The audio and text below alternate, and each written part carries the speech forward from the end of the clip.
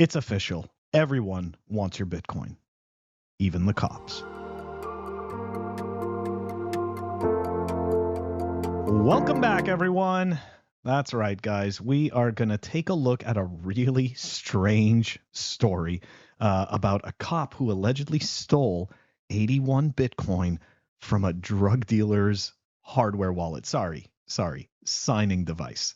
Everyone's talking about the ETF inflows, how much Bitcoin they're buying, how little new Bitcoin is coming out onto the market, and I figured, you know what, let's take a trip back into reality, and here we are, the reality of the situation. Everybody wants your Bitcoin. So here we go. Let's dive into this story.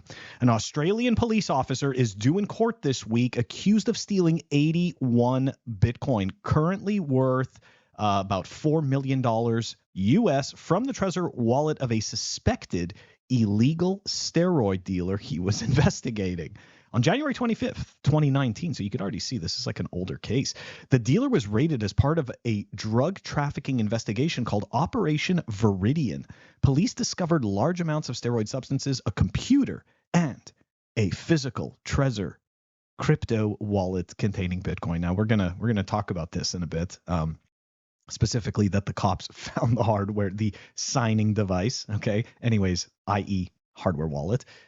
William Wheatley, then working in the Australian Federal Police's AFP Cyber Crime Division, was contacted by an officer involved in the raid who needed help with the seized wallet. He texted Wheatley, "Hey mate, you ever seen one of these? Maybe a cryptocurrency thing."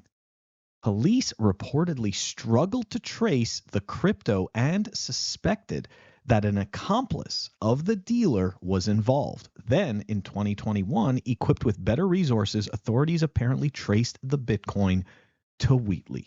A police member may have been involved in the movement of the cryptocurrency, and this is what the AFP started to finally figure out. Police claim Wheatley transferred the Bitcoin, and this is awful, 4 days after the Trezor wallet was seized, before depositing the funds into his bank accounts between 2019 and 2022. In Wheatley's defense, his lawyer said the case against him was circumstantial and that they would dispute any allegations against him. He is scheduled to appear at a committal hearing this week at a Melbourne magistrate court. A couple of things. Number one, there is a serious conversation that we all need to have around making your hardware wallet not easy to find. Now, for anybody who has ever been involved in a police situation where they go through your house, you know that everything gets emptied and everything gets destroyed. So this actually, believe it or not, is a solid argument for multi-sig, okay? And of course, having one of those keys not on site with you, okay? So that this is, I believe it is a case for multi-sig. That's the first part of this. The second part of this, he transferred the funds 4 days after finding the wallet. Now, so this is where it gets kind of for me interesting, because I'm assuming that the criminal, right, the supposed drug dealer that they busted, I'm assuming that he is the one that told the police that he had a signing device, that he had a hardware wallet with Bitcoin on it. I can only assume that he noticed it was gone, so then he told them about it, and then they decided to do their own internal investigation and ended up finding this out. Now, am I surprised by this?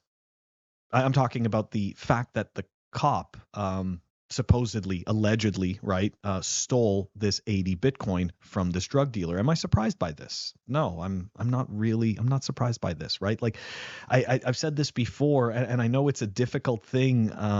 Individual incentives trump everything else. Even when you're in a group, right, you're going to do or act in accordance with the group because of your own individual incentive. Your own belief in that following that group is to your individual benefit, advantage. So this whole idea, right, that somebody, puts on a suit like a a policeman's outfit or something like that, and then all of a sudden, they're just this better human being following these, specific guidelines of morality and ethics. This is just not the case. Every human being is still a human being at their core. Okay.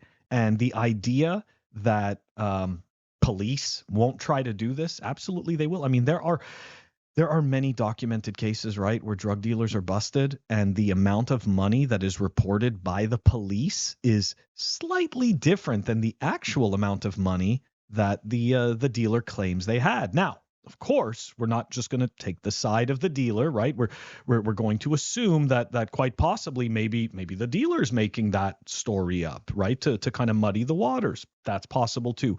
My point is that it's not cut and dry. And we are definitely entering a world where it becomes significantly easier for, in this type of case, right, like a police officer, to just go and essentially steal your Bitcoin if they're able to find your hardware device and, possibly gain access to it. Anyways, look, we say it all the time in Bitcoin. You can't trust anyone, right? Don't trust, verify. And I mean, this is becoming increasingly true. That does it for today. Let me know what you think. Put it in the comments. Like, subscribe. I'm going to catch you all tomorrow.